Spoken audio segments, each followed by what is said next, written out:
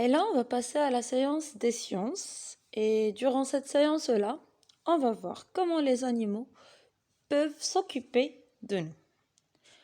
En effet, les animaux sont très utiles à l'homme, et pas tous. La dernière fois, on a vu qu'il y a des animaux domestiques, mais aussi il y a encore des animaux sauvages.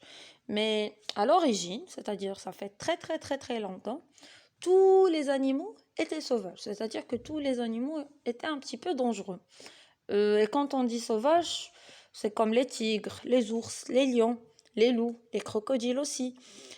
Mais l'homme, aussi, ça fait longtemps, l'homme, l'être humain, a domestiqué plusieurs animaux pour leur utilité, parce qu'il a vu qu'ils étaient utiles dans sa vie quotidienne et aussi pour lui tenir compagnie. Et pour vous montrer comment ces animaux sont utiles, je vous présente des aliments qu'on consomme et qui proviennent de certains animaux domestiques. Et on va commencer par la vache. Alors en effet, la vache nous donne plusieurs aliments. On va voir comme le lait, les fromages, le beurre et le yaourt, aussi la viande et le cuir. Et le cuir, c'est avec lequel on fait des vêtements en cuir, comme la veste que vous voyez sur cette image-là. Aussi, on a la poule. Alors, les poules, on sait tous, ils nous donnent des œufs, voilà, qu'on consomme beaucoup et qui sont vraiment bien pour la santé.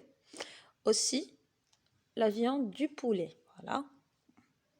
C'est ce que vous aimez beaucoup. Aussi, le canard. En effet, c'est l'oie, le canard et la dinde. Ils nous donnent tous de la viande, voilà. Et surtout, le canard, la viande canard et la viande de la dinde, ils sont très appréciés.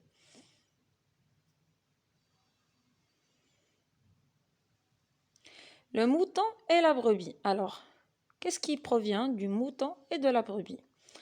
D'abord, la viande, c'est ce qu'on connaît tous. Aussi, la laine.